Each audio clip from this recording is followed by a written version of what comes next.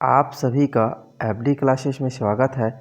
आज हम 5 जनवरी और 6 जनवरी को जितने भी इम्पोर्टेंट क्वेश्चन बने हैं उन सभी क्वेश्चन को देखेंगे। तो चलिए आज का पहला प्रश्न देखिए।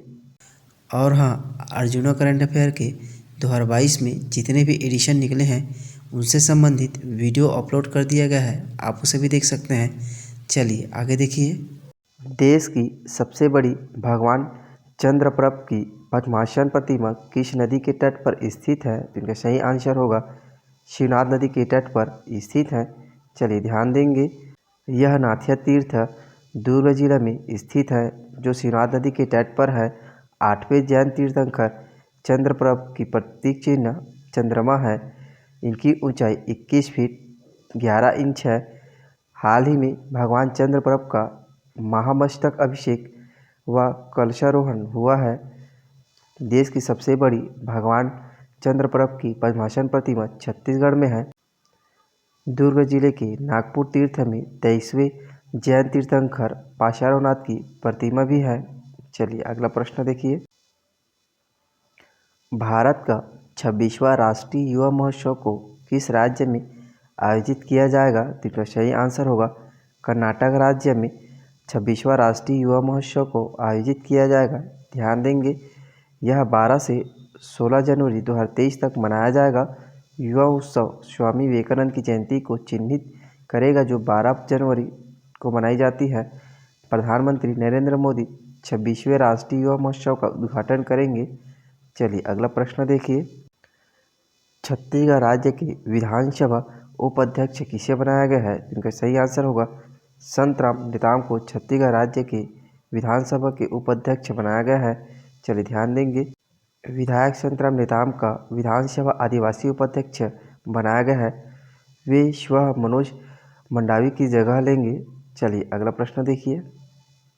हाल ही में एशियाई प्रसाद डाक संघ का नेतृत्व किसे दिया गया है? इनका सही आंसर होगा हाल ही में एशियाई प्रसाद डाक संघ का नेतृत्व भारत को दिया गया है। चलिए ध्यान देंगे, भारत जनवरी 2023 से एशियाई प्रसाद डाक संघ का नेतृत्व संभालेगा। डाक सेवा बोर्ड के पूर्व सदस्य डॉक्टर विनय प्रकाश सिंह 4 साल के कार्यकाल के लिए संघ के महासचिव का पदभार संभालेंगे। यह पहली बार है जब कोई भारतीय डाक संघ क्षेत्र में किसी अंतर्राष्ट्रीय संगठन का नेतृत्व कर रहा है। चलिए अगला प्रश्न देखिए। केंद्र सरकार ने राष्ट्रीय हरित हाइड्रोजन मिशन को कब मंजूरी दी है? इनका सही आंसर होगा 4 जनवरी 2023 को केंद्र सरकार ने राष्ट्रीय हरित हाइड्रोजन मिशन को मंजूरी दी है। ध्यान देंगे, प्रधानमंत्री मोदी की अध्यक्षता में केंद्रीय मंत्रिमंडल ने 4 जनवरी 2023 को राष्ट्रीय हरित हाइड्रोजन मिशन को मंजूरी दी है, जिसका उद्देश्य भारत को हरित हाइड्रोजन और इसके डेरिवेटिव के उत्पादन, उपयोग और निर्यात के लिए एक वैश्विक हब बनाना है। इस मिशन के लिए प्रारंभिक परिव्यय 19,744 करोड़ रुपये है। राष्ट्रीय हाइड्रोजन मिशन का उद्देश्य भारत को 2070 तक शुद्ध शून्य कार्बन उत्सर्जन के अपने जलवायु परिवर्तन लक्ष्य को पूरा करने में सक्षम कर बनाना है। चलिए अगला प्रश्न देखिए। छत्तीसगढ़ राज्य द्वारा प्रत्याभूति मोचन निधि की शुरुआत कब से की गई है? इनका सही आंसर होगा छत्तीसगढ़ राज्य द्वारा प्रत्याभूति मोचन निधि की शुरुआत 5 जुलाई 2022 से की गई है। चलिए ध्यान देंगे, इनकी घोषणा मई 2022 में की गई है। योजना का उद्देश्य निधि का उपयोग राज्य स्तरीय उपक्रमों और अन्य संस्थाओं द्वारा राज्य शासन की प्रतिभूति पर लिए गए ऋण, जारी किए गए बॉन्ड्स एवं उधारियां देनदारियों को भुगतान न करने के कारण हितग्राहियों द्वारा मांग पर उत्पन्न दायित्व चुकता करना है। चलिए, निधि की स्थापना छत्तीसगढ़ शासन द्वारा की जाएगी। इस निधि को राज्य के संचित निधि के बाहर रखा गया है। चलिए अगला प्रश्न देखिए। हाइड्रोजन संचालित ट्रेन शुरू करने वाला एशिया का पहला देश कौन बना है? तो इनका सही आंसर होगा चीन हाइड्रोजन संचालित ट्रेन शुरू करने वाला एशिया का पहला देश बना है। ध्यान देंगे, चीन हाइड्रोजन संचालित शहरी ट्रेनों को लॉन्च करने वाला एशिया का पहला और दुनिया का दूसरा नंबर का देश बना है। इससे पहले जर्मनी पहला देश था जिसने सितंबर 2022 में हाइड्रोजन से चलने वाली ट्रेनों की शुरुआत की है।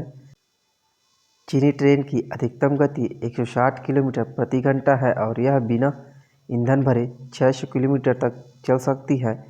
फ्रांस की कंपनी एल्टॉस द्वारा विकसित जर्मन ट्रेन ने बिना ईंधन भरे 1175 किलोमीटर की दूरी तय करने का रिकॉर्ड बनाया है। चलिए अगला प्रश्न देखिए।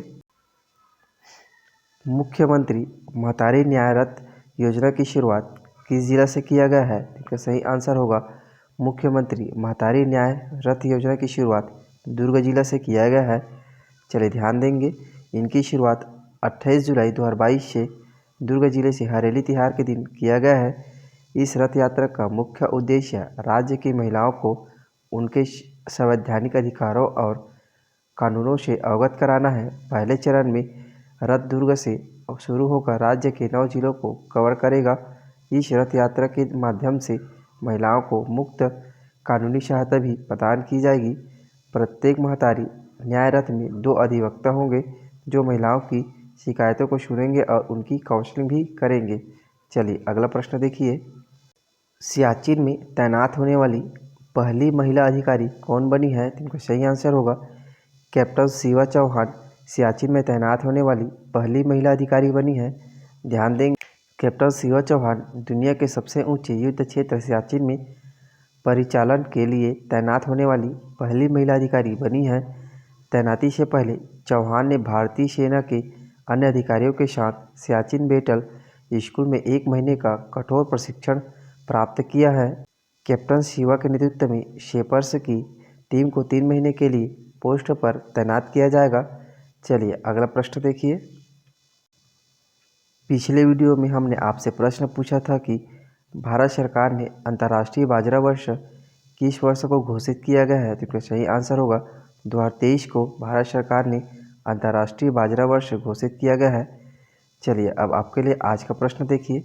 छत्तीसगढ़ सरकार ने कौशल्या मातृत्व योजना की शुरुआत कब से की गई है? तो इसका सही आंसर आप कमेंट बॉक्स में जरूर दीजिए। चलिए मिलते हैं अगले वीडियो में। जय हिंद, जय छत्तीसगढ़। यदि हमारे वीडियो आपके लिए यूज़फुल है तो लाइक, सब्सक्राइब, कमेंट और शेयर ज़रूर करें, क्योंकि आपका एक लाइक और कमेंट हमें वीडियो बनाने के लिए मोटिवेट करता है।